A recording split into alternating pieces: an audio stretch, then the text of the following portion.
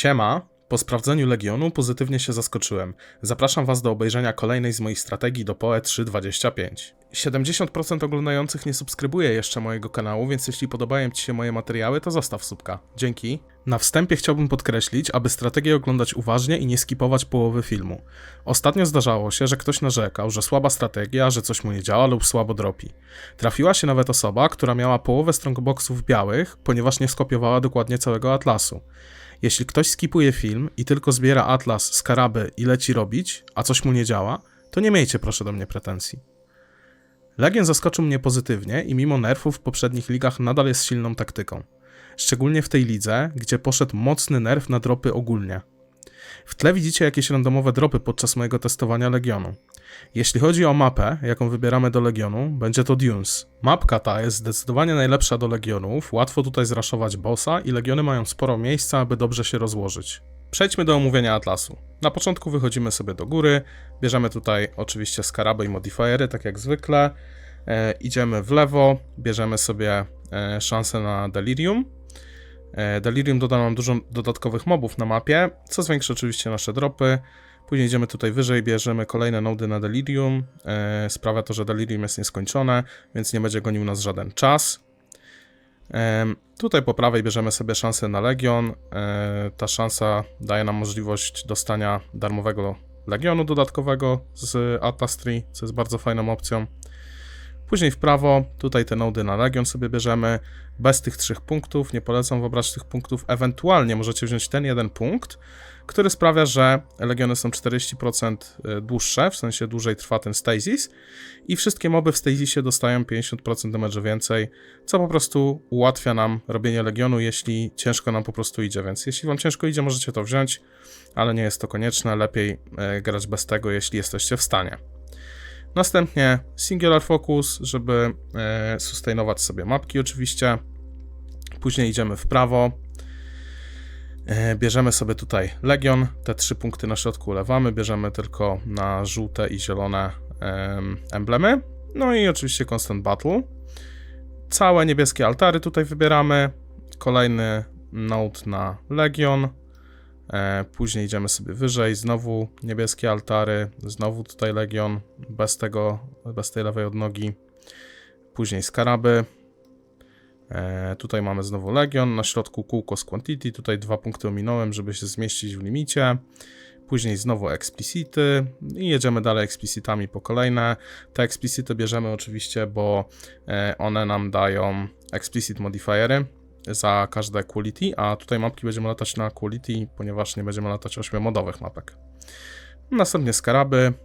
Tutaj idziemy, żeby sobie zagwarantować te 100% na Delirium i kończymy modifierami. I tak wygląda cały atlas. Oczywiście link do atlasu będziecie mieli w opisie. Skaraby do tej taktyki są bardzo tanie i to jest na pewno duży plus. Przejdziemy jeszcze do tego w podsumowaniu profitu już na samym końcu. I skaraby do tej strategii są dosyć łatwe, ponieważ będziemy używać 4 skarabów na dodatkowy Legion i 1 skarabu na 5 dodatkowych sergeantów. Jeśli chodzi o odpalanie mapki, to oczywiście musimy sobie najpierw ją wykraftować. Ja starałem się tak, aby miała przynajmniej te 80% quantity i żeby nie miała modów, których nie mogę robić. Najpierw warto sobie wykraftować tych mapek sporo, tak żeby nam odpowiadały. Jak mamy już odpowiednią mapkę, wkładamy ją do map device'a, w craftach oczywiście wybieramy Legion i niebieskie altary i mapka jest gotowa do odpalenia. Po wejściu na mapę odpalamy zawsze Mirror of Delirium i pierwsze co robimy to raszujemy, aby zabić bossa. Nigdy nie chcemy bić mobków przed bossem, co pozwoli nam uniknąć altarów związanych z bossem. Zwiększy nam to ilość ciekawych wyborów w naszych altarach. Fokusujemy się na duplikacjach, np. Currency, Divination, Scarabów i Unique Itemów oraz na Quantity. Jak wyklirujemy już całą mapkę, to dopiero wtedy zaczynamy odpalać i clearować Legiony. Pamiętajmy zawsze o zakładaniu inkubatorów na Currency, z których dosyć często potrafi oddać Divine Orba, oraz o inkubatorach na stack deki. Dam wam jeszcze w sumie jeden tip. Jeśli wasz build nie radzi sobie dobrze w tej taktyce, możecie zawsze zdjąć Delirium z Atlas Tree i zainwestować np. w kapliczki. Dodaje to też trochę mobków na mapę, a dodatkowo będziecie trochę silniejsi. Rzeczą, o której warto wspomnieć w tej taktyce jest Trinket. Trinket jest itemem, który odblokowuje nam 11 slot WQ. Dlaczego to tak ważne przy Legionach? Ponieważ na ten slot możemy również używać inkubatory. Dzięki temu naraz możemy używać 11 inkubatorów, co na pewno leciutko zwiększy nasz zarobek. Aby odblokować slot na trinket, wystarczy kupić go na PoeTrade za 3 chaosy i w momencie, kiedy znajdzie się w naszym ekwipunku, odblokowuje nam się slot i będziemy mogli go założyć. Dobrze, przejdźmy do profitu. To, co tutaj widzicie, jest to loot z 20 testowych map, które zrobiłem. I jesteśmy w stanie na godzinę około tych 12 map robić, przynajmniej ja jestem w stanie. No już zależnie, czy jesteście szybsi lub wolniejsi, pewnie to będzie mniej lub więcej, to oczywiście wiadomo. Przejdźmy do Wealthy Exile. Wealthy Exile pokazuje nam 20 Divine'ów. Tutaj dropnęliśmy Storm Shrouda. Ja oczywiście policzę profit z nim i bez niego.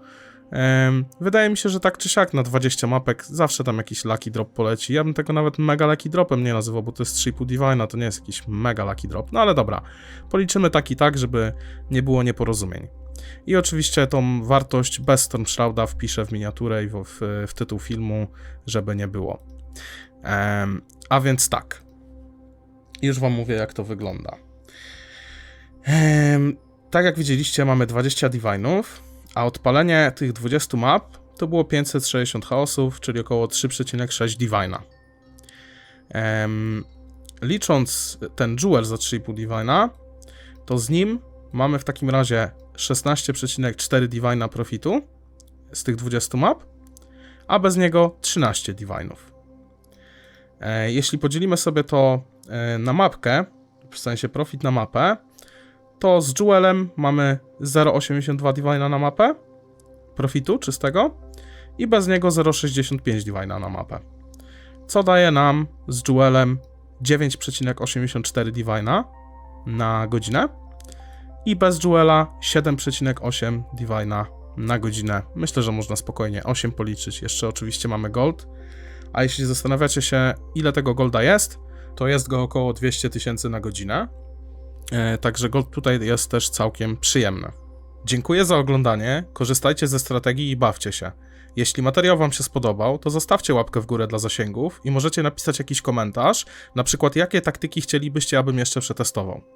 Zapraszam do mnie na Twitcha, gdzie praktycznie codziennie odbywają się streamy, gdzie oczywiście możecie ujrzeć moje taktyki w akcji. Pozdrawiam. Siema.